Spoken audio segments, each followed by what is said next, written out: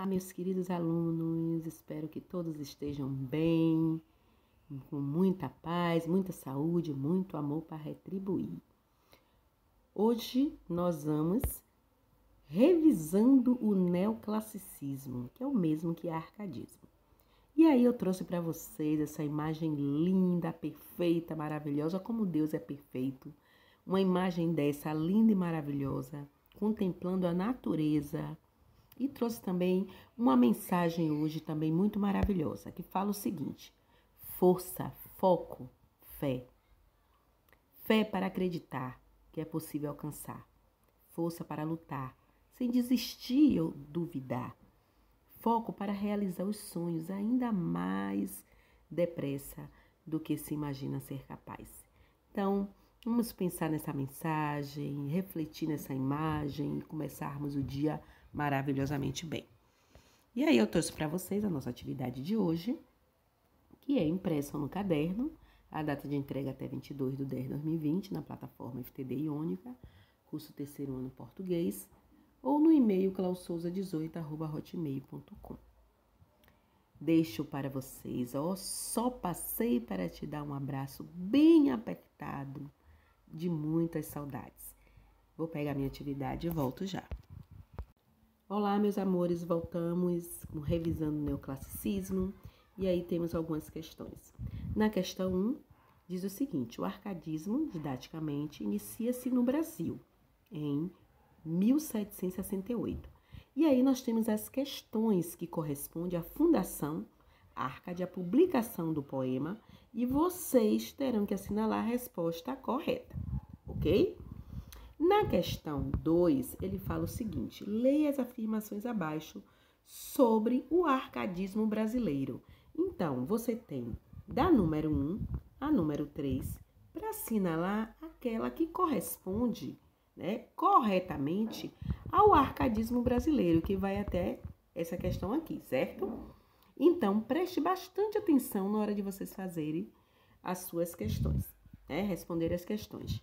E aí, o número 3, nós temos aí: o arcadismo é um estilo de época que pode ser definido segundo o que determina a seguinte afirmação. Então, repare o que ele está perguntando, sobre o arcadismo, falando que o arcadismo é um estilo de época.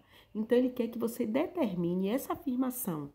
Então, temos aí as questões para que vocês possam ler e responder com todo cuidado. Na questão 4, temos aí: quanto à linguagem arcade. Repare que eu estou perguntando sobre a linguagem arcade. Quais as alternativas que estão erradas? Então, repare bastante quando se perguntam a questão, porque eu estou perguntando aí as afirmativas erradas. Então, eu devo assinalar somente, que para na número 5, da 1 a número 5, as alternativas erradas, ok? Na questão 5, nós temos: considere as afirmativas sobre o barroco e o arcadismo. Então, aí eu fiz uma junção do barroco e arcadismo. Barroco, nós fizemos a nossa atividade a semana passada e o arcadismo nós estamos fazendo hoje.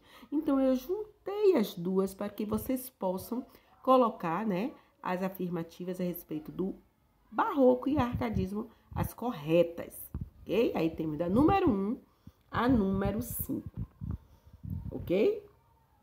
E aí nós temos aí a questão 6. Na questão 6, temos: qual dessas afirmações não caracterizava a poesia arcade realizada no Brasil no século XVIII? Então, repare que eu estou perguntando, certo? A que não caracterizava a poesia arcade realizada no Brasil do século XVIII. Então, preste bastante atenção no que vocês vão responder, para que não venha responder a questão de maneira incorreta. Então, o restante está aqui, desse lado, para que vocês possam responder e prestar bastante atenção, ok? Aí vamos para a questão 7. Apontar a alternativa correta. Então, eu já estou falando, eu quero a alternativa correta. Então, temos aí falando sobre alguns autores, né, do arcadismo, alguns autores que não são do arcadismo e algumas coisas que também não pertencem ao arcadismo. Então, eu quero que você somente aponte a alternativa correta. Então, vamos prestar atenção. Na questão 8, nós temos aí: os autores árcades brasileiros apresentam uma obra divorciada das necessidades brasileiras na segunda metade do século XVIII. E aí, nós temos, como processo de defesa, a liderança do público, tais letrados criam. Então, nós temos autores brasileiros, né? Então, eles criam determinadas defesas em relação ao processo.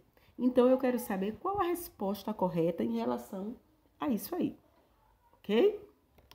Na questão 9, nós temos aí: a poesia parece fenômeno mais vivo e autêntico, por ter brotado de uma experiência humana palpitante.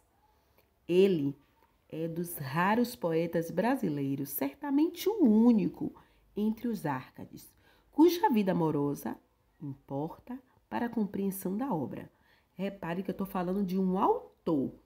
E aí eu vou ler algo que pertence a esse autor.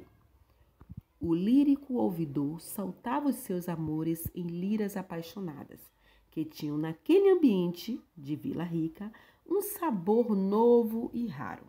Então, eu estou falando de quem? Assinale a crítica literária tem se manifestado sobre o poeta. Eu estou falando de qual poeta? Então, vocês devem relacionar ao poeta, ok?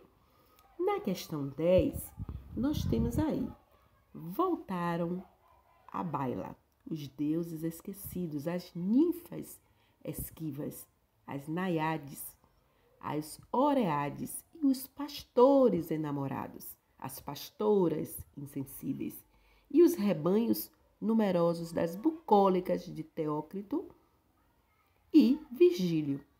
Esse texto é de Ronald de Carvalho, né? Pequena História de Literatura Brasileira. E aí eu tenho esse trecho acima que se refere a um movimento literário. Aí eu tenho esses movimentos literários aqui. Mas é o que corresponde, que nós estudamos, que falamos sobre pastores, falamos sobre rebanhos bucólicos. Então, está muito fácil, ok? Espero que vocês entendam, leiam com bastante atenção para responder tudo certinho. E aí eu deixo para vocês aqui um grande beijo, um bom desempenho, um bom recesso e até a próxima aula.